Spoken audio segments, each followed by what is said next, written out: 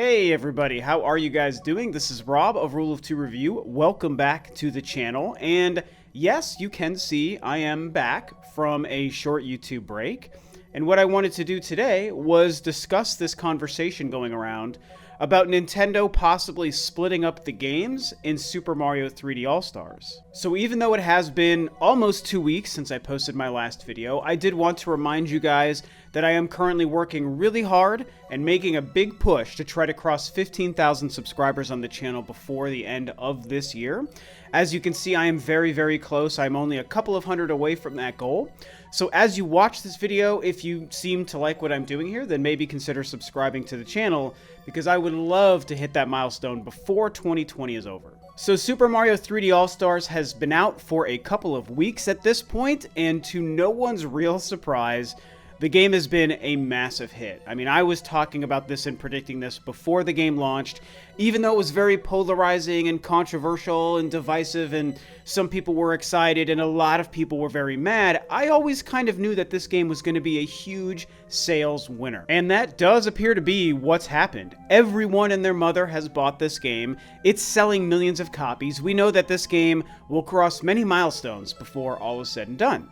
And now, beyond this, we know that one of the big controversies that came along with the announcement of this game was the fact that it was only going to be sold for 6 months. Nintendo has this weird strategy of only selling the game from September to March of 2021, and after that, as far as we know, it's going to go away. And of course, also as far as we know, that seems to be both the physical and the digital versions.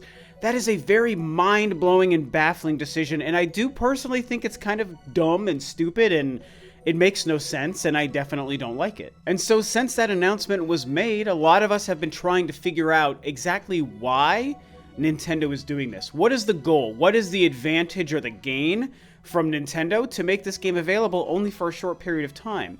I mean, you can talk about the 35th anniversary year of 2020 all you want, but just because a game is releasing in the year of a certain anniversary doesn't mean that it can't be sold forever after that.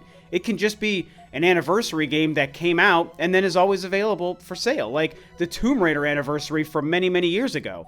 That came out during an anniversary period, but it never went away. It's still, at least it was at the time in that generation, something you could buy for as long as the company was manufacturing them. So Nintendo doing this with Mario, anniversary or not, doesn't make sense. It does seem to be a little bit anti-consumer. And so like I said, we've all been trying to understand exactly why Nintendo would do this. And there's been plenty of theories that a lot of us have thrown out there. One of the most prevailing and popular theories is the idea that after this 6-month period is over, Nintendo is going to split these games up and sell them individually. Now, just recently, a very well-known NPD analyst has actually put this exact theory out there and shared his own thoughts on it. And because of this, it has a lot more people talking about this idea. If Nintendo would actually split these games up and sell them individually, like digitally on the eShop, for example. And so I want to read the quote here. It comes from NPD analyst Matt Piscatella, who a lot of you might have heard his name before. Here is what he says about what Nintendo might do. I don't think these games will disappear, like what would happen with the old school Disney Vault, but I think there may be additional flexibility in buying options. For example, a la carte purchasing options on eShop. The sales of Super Mario 3D All-Stars should provide additional confidence in bringing other legacy titles to the new platforms, to say the least. But again, it's Nintendo, so I expect to be surprised. So yeah, that's the quote from one analyst, one insider within the games industry.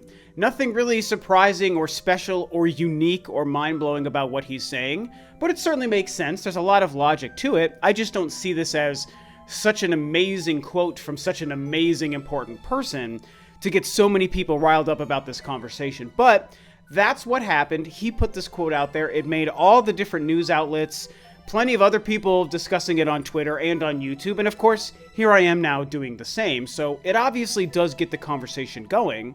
But I do think it's worth noting, I don't think there's anything really unique or mind-blowing about what he's saying. It's just an idea that I think a lot of us already thought Nintendo might do. And so, will Nintendo do this? Is this Nintendo's plan once March comes and goes? Are they going to just remove this game from being able to be purchased and then sell these individually for cheaper on the eShop? And honestly, you guys, I don't really know. This is one of the few times I wanted to make a video about a topic and pose a question that I don't really know that I have the answer to. I don't have any steadfast theories in my own brain about what would happen. I just thought it was worth kind of discussing.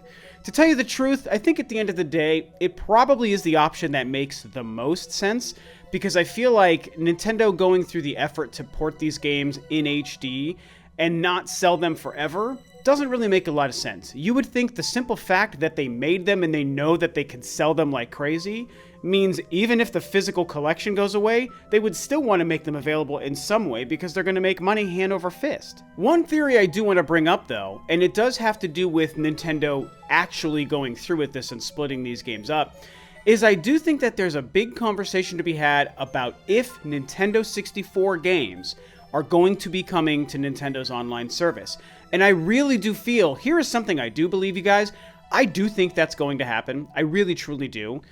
We've already seen games like Turok 1 and 2, and Star Wars Episode 1 Pod Racer, and now Mario 64 get ported over to the Nintendo Switch with some, updated visuals and stuff a couple of times. And so that's, to my knowledge, 4 Nintendo 64 games that have now been made available for individual purchases on the Nintendo Switch so far. And they've been really high quality ports, all of them. And while those are all different companies bringing those games over and selling them individually, not making them part of an online bundle, I think it shows the quality of ports that can be done from the Nintendo 64 to the Switch when you release these games digitally. And I honestly get really excited when I think about more games that Nintendo puts together coming to the online service. And of course, we all know if Nintendo does that, what's going to be the first game at the top of the list that they would include in an online Nintendo 64 collection? It's Mario 64. We know that Mario 64 is going to be a part of that collection.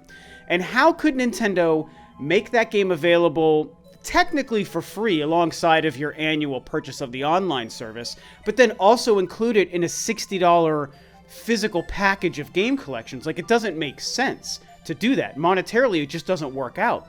And so I really think that a huge motivation for Nintendo making this available temporarily is the fact that at some point they want to bring N64 games to the Switch next year, and they know they're going to have to do something with Mario 64, so they'd have to stop selling Mario 64 in a physical package to all of a sudden include it in the online service. And so then we ask, what happens with Super Mario Sunshine and Super Mario Galaxy? Well, honestly, my theory is that they're going to actually sell those games separately, but not Mario 64. So essentially, what my kind of overall theory and prediction here is, not based on much, this is just speculation, just like Matt Piscatella. He even states his comment is nothing but speculation and a guess. He has no insider information that's leading him to say this. It's just one guy who put out a random quote about his own theory, just like I'm doing here on this YouTube video. And so what I'm speculating here is that once March comes and goes and the 3D AllStars collection is totally done and you can't buy it physically or digitally, sometime after that, Nintendo will announce Nintendo 64 games are coming to the Switch Online. Mario 64 will be among them. And then separate from that, they're going to probably make Mario Sunshine 3D or Mario Sunshine HD and Mario Galaxy HD available for individual purchases on the eShop for like maybe 15 or 20 bucks a pop. That makes the most sense to me. It covers all the bases. It explains everything. It delivers on the idea of this quote and this theory. And to me, that makes the most sense. To me, it really comes down to why would Nintendo go through the effort to port these 3 games in HD just to remove them from existence in March of next year and never do anything else with them again? Okay, part of their motivation would be, hey, we went through the effort to make these games and port them in HD, so we don't want it to go away forever. We want people to continue to be able to buy and play them. And then, of course, the other more important part to Nintendo is the money they can make, that I already said. They would make money hand over fist, just like they are with the AllStars collection, and they will continue to do so if they can sell 1, 2, or all 3 of these games individually on the eShop. To be fair, this whole theory here might actually be true. So maybe my idea about N64 games in the online service doesn't become true. And if Nintendo doesn't do that, then yeah, I think it makes sense for them to sell even Mario 64 as an individual price on the eShop. Like I said, just like you can do with Turok the Dinosaur Hunter 1 and 2 and Star Wars Episode 1 Pod Racer. You just buy those games for like 15 bucks or whatever a piece on the eShop, and there you go. And they could do the same thing with Mario 64. Now, what I do like that he brings up here, and I have said this for a very long time, and he's basically now also saying the same thing, is that this does open the floodgates for other popular classic games to start getting releases on the eShop. And call me crazy, but I would kind of prefer that to collections available on the online service. Instead of just renting all the NES and Super NES games, I'd rather just be able to buy them and not have to worry about having the online service. To me, that would be more exciting. And so if these Mario games get split up and sold individually like we're talking about here and like he's theorizing here, I like the idea of more N64 games, and hell, even GameCube and Wii games being available to download digitally, but to buy. I would pay, you know, a range from $10 to $20 individually for games from the N64, GameCube, or Wii era. I mean, honestly, they could do the obvious pricing and say N64 games are 10 bucks a piece, GameCube games are 15 bucks a piece, Wii games are 20 bucks a piece. That's fine. I don't mind paying $20 for a really great Wii game. You know, I mean, that opens up the floodgates for Metroid Prime and Metroid Prime 2 and 3 in the trilogy, right? Like, that whole thing suddenly becomes more possible in a different way than we've been talking about if Nintendo went down this road. I should say, I sure don't believe that Nintendo would do any of this. This is just a wild, out there, wishful thinking kind of prediction. But it's worth talking about. He brings it up here, and I've been talking about it for a while, and I like that idea, so I don't know, at the end of the day, Nintendo's decision, once AllStars goes away in March, will be very telling for what they might be doing for the future.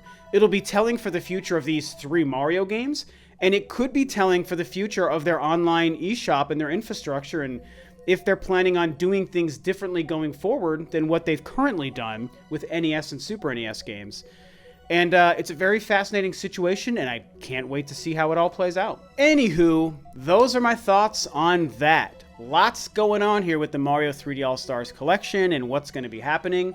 I mean, every day, every week, every month is getting us closer and closer to March 2021 when we know the Mario 3D All-Stars collection game is going to go away.